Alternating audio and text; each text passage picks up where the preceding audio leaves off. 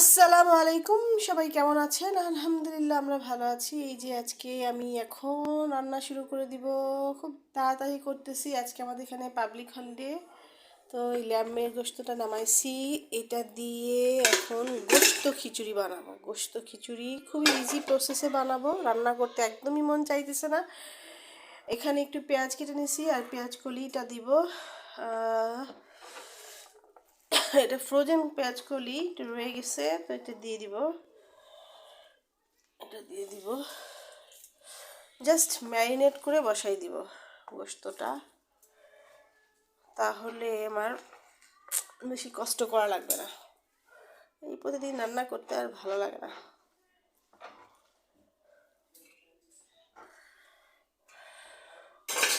বন্ধের দিন ইচ্ছা করে কাজকর্ম কিছু না করে বাচ্চাদেরকে নিয়ে দুষ্টুমি করতে করতে সময় পার করি, কিন্তু সেটা আর হয় না। রেগুলার কিছু না কিছু রান্নাই থাকে, কিছু না কিছু কাজ থাকে। এই যে আমি এখানে শানের মশলাটা ইউজ করব।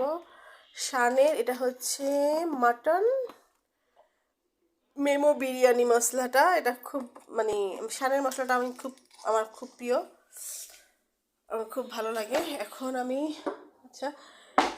আমি এখানে আদা রসুন পেস্ট দিব। আগে ল্যাম্পটা বসাই দিব, তারপরে হচ্ছে আমি এক হাতে মোবাইল ধরে এক হাতে কাজ করতে হয়। এখন এই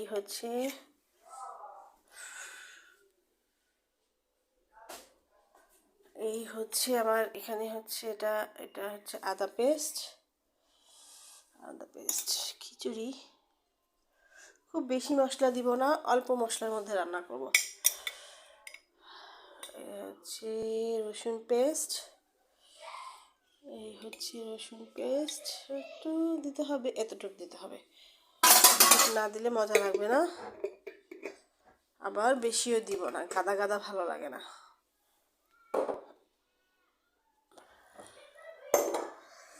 দিলাম রসুন পেস্ট, এরপরে আমি একটু চিলি পাউডার দিব। এই মশলাপাতি চিলি পাউডার, একটু গোটা মশলা, হলুদ, এগুলি দিয়ে বসাই দিব আর কি।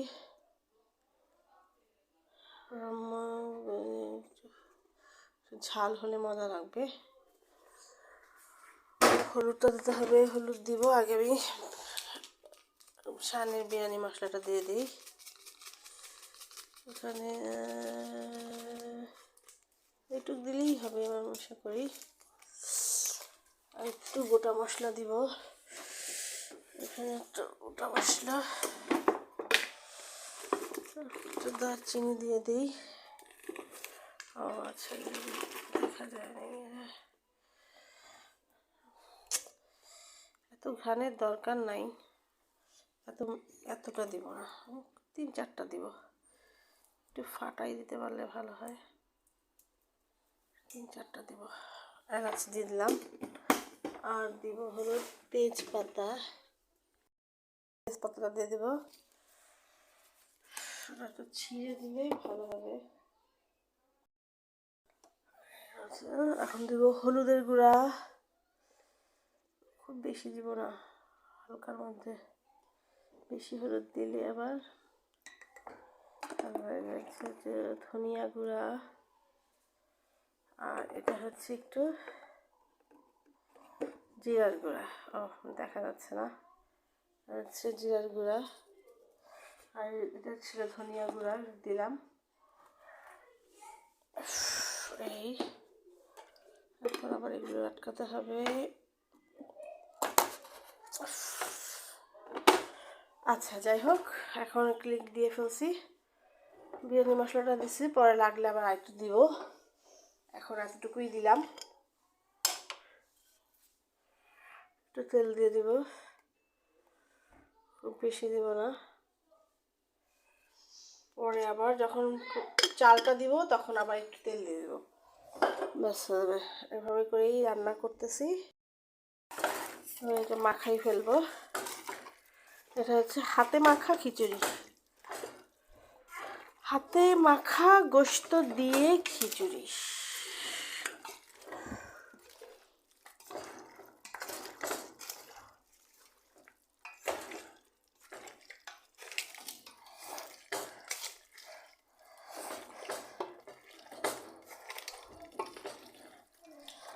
লবণটা পরে চেক করে দিব। এখন এগুলো দিয়ে একটু হাতটা ধুয়ে পানি দিয়ে বসাই দিব। এই যে এখানে চুলাটা ধরা দিলাম, একটু হাতে মাখা পানি, একটু হাতের ঝোল দিয়ে মানে হাত ধোয়া পানি দিয়ে বসাই দিতেছি। এটা হচ্ছে এখন ঢাকনাটা কি করলাম, আমার ঢাকনাটা হচ্ছে এইখানে, এগুলো বের করতে করতেই অবস্থা খারাপ হয়ে যায়। এই হচ্ছে ঢাকনা, এই ঢাকনা দিয়ে দিতেছি। এই এখন এটা এখানে এখন হবে, এই মাখানো ইয়েতেই হয়ে যাবে। গোষ্ঠীটা হয়ে গেলে চাল ডাল ফেলে দিব, শেষ।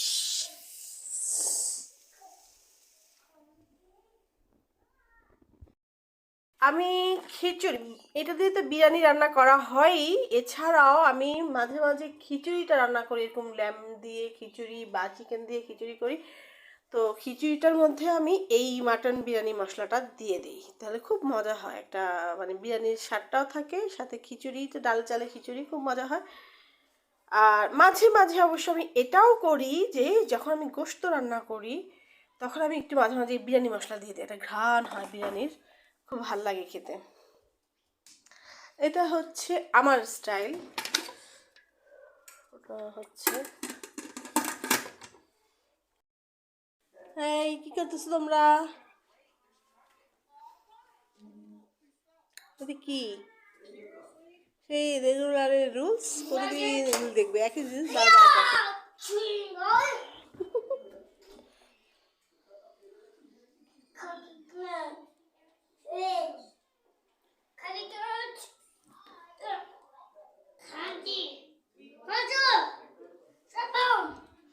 দাদু দুধ খায়।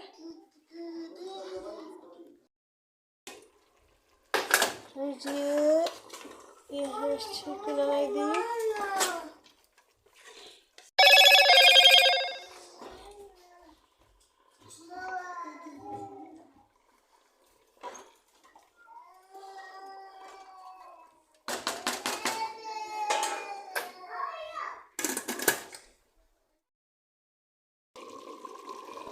এই যে আজকে চালে ডালে ল্যাম্বের খিচুড়ি করব, খুবই ইজি প্রসেসে।